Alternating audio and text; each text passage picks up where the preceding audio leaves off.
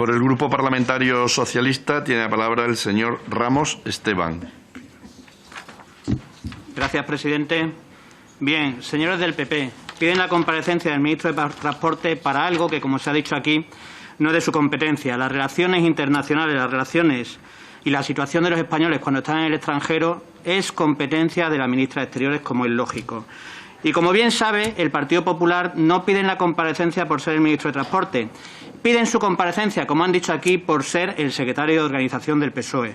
Pero por esa lógica, en la que lo único que buscan es el efecto mediático, es el espectáculo en el Parlamento, podían haber pedido la comparecencia del ministro de Transporte para cualquiera de los temas que se ha hablado hoy aquí. Pero creemos que eso no es serio. Hoy piden la comparecencia del ministro de Transporte para, además, como dice el Partido Popular, explicar la situación o qué está haciendo este Gobierno para conseguir que los transportistas que están en Reino Unido, y digo los transportistas que están en Reino Unido, puedan salir de allí. Les voy a dar una buena noticia, señores del Partido Popular. Los transportistas ya salieron por suerte, los transportistas están en su casa y los transportistas superaron una situación que fue muy complicada. Pero como hoy estamos hablando de transportistas, creo que es una buena oportunidad para hacer un reconocimiento a un sector como el sector del transporte, que durante esta pandemia ha dado la cara, ha dado el callo y ha estado siempre que se lo ha necesitado, en una situación muy complicada, primero por la pandemia, ahora por el Brexit y después por la situación del cierre de fronteras entre Reino Unido y Francia. Esta pandemia lo que nos está enseñando a todos es que hay colectivos que en algún momento teníamos olvidado, que en algún momento pasaban desapercibidos, y lo que nos demuestra es que son colectivos esenciales.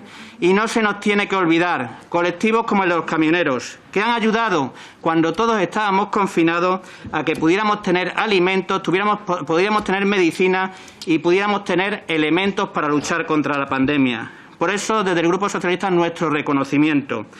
Y cuando dicen aquí que el Partido Socialista, que el Gobierno socialista y que el ministro de Transporte no hizo nada sobre la situación de los camioneros, diré que sí lo hizo. Hizo muchas cosas. Lo que no hizo es lo que hace permanentemente el Partido Popular. Permanentemente el Partido Popular, en los sitios donde gobierna, se pasan los días en los medios de comunicación, pero no se dedican a solucionar los problemas de los ciudadanos, sino que se lo digan a los habitantes de Madrid, sino que se lo digan a todos los que sufrieron la gestión calamitosa y permanente del Partido Popular desde las instituciones donde gobierna. El ministro de Transporte sí hizo. El ministro de Transporte habló permanentemente y escuchó permanentemente al Comité Nacional de Transporte, porque es nuestra obligación, es la obligación y era lo que tocaba, pero aparte se entró en contacto de la Dirección General de Transporte con el homónimo francés para ver cómo se podía solucionar, ver cuáles eran las medidas que se podían tomar y ver cómo garantizábamos que los camioneros españoles pudieran llegar lo antes posible a casa.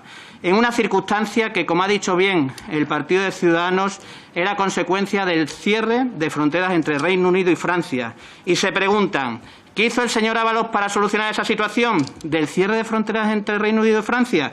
Puede interesarse por los transportistas. Puede hacer lo que hizo, que es hacer excepciones en las normativas que regulan el descanso de los camioneros, las horas de conducción, etcétera, y además las condiciones para llegar a su casa para que lo pudieran hacer lo antes posible y en las mejores condiciones. Por eso este Ministerio actuó incluso en las cosas que no tenían que ver con su competencia. Pero, como he dicho, el Gobierno de España, el Gobierno actuó, la ministra de Exteriores permanentemente estuvo en contacto con el cónsul, que además buscó la forma de cómo acceder a los camioneros para escucharles, para ver todas las cosas que necesitaban y para darle el mejor servicio en unas condiciones muy complicadas y buscar la forma de que pudieran salir lo antes posible con un contacto permanente con los gobiernos del Reino Unido y con los gobiernos de Francia.